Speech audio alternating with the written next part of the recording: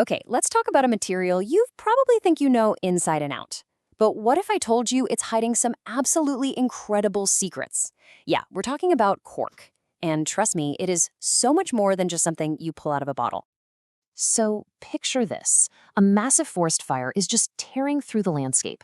I mean, total devastation. But what if? What if there was one kind of tree that could just stand there and take it? A tree that was basically built to survive the fire. Well, there is the cork oak tree. It's evolved this amazing natural fireproof armor. And that armor, it's the bark. And yeah, it's the exact same stuff that's in your wine bottle. So what on earth is the secret to this bark's superpower? How does it do that? Right, so in this explainer, we're going to look way beyond its most famous job. We're diving into the science, the history, and honestly, the incredibly sustainable future of this stuff. Okay, first things first, let's get one thing straight. Cork, it's not actually wood. Not in the way you think. It's really a masterpiece of natural engineering. It's the tree's own personal high-performance armor. So what is it exactly? Well, it's the outer bark of a tree called the Quercus suber, or cork oak. You'll find it mostly in places like Portugal and Spain. And believe me, this is not your average tree bark. It's a super specialized shield. But why? Why did it evolve this way? Well, it's pretty simple. Survival. In that hot, dry Mediterranean climate, this bark is like a personal air conditioner, insulating the tree from the heat. And the most amazing part, it lets the tree survive wildfires that would just incinerate other trees. To really get how it works, we have to zoom in, way in, to the microscopic level. Check this out. A single cubic centimeter of cork, just a tiny little cube, holds about 40 million tiny air-filled cells.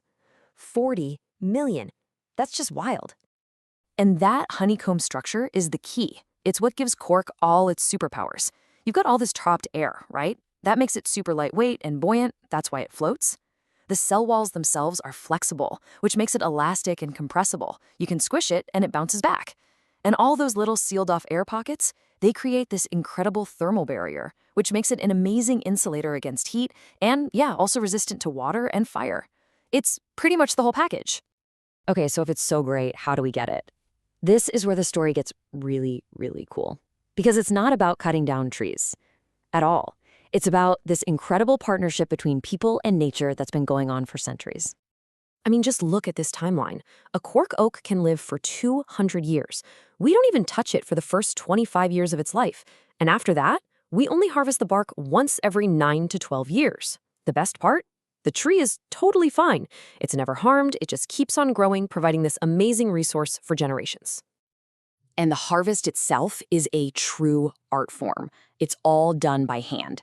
There are these highly skilled workers called tiradores, and they use a special kind of axe to make these incredibly precise cuts.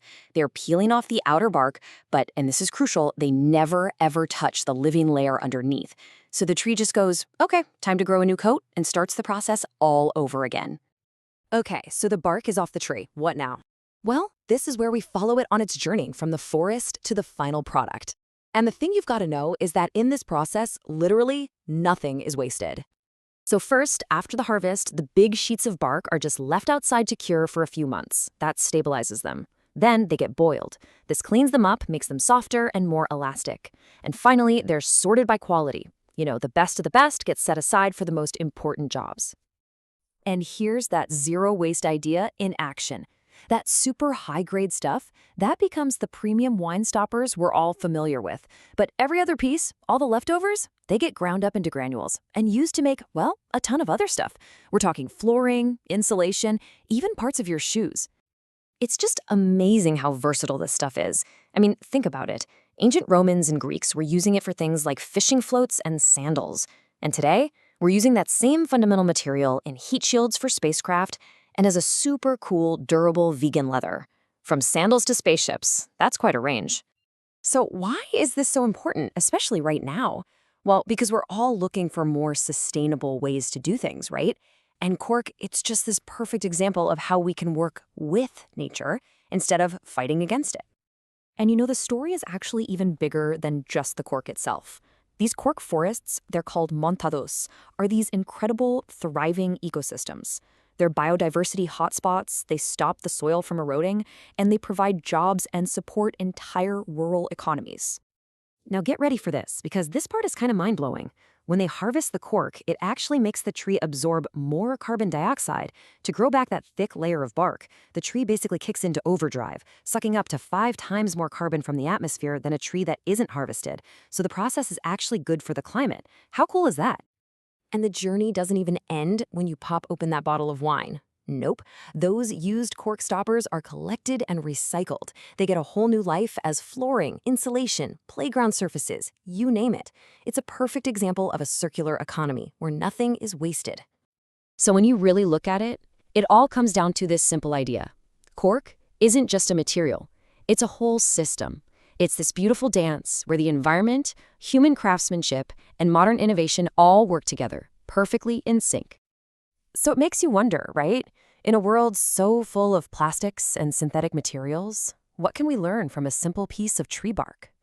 What other amazing solutions are hiding out there in nature, just waiting for us to pay attention? It really makes you think about how we can build a smarter, better future.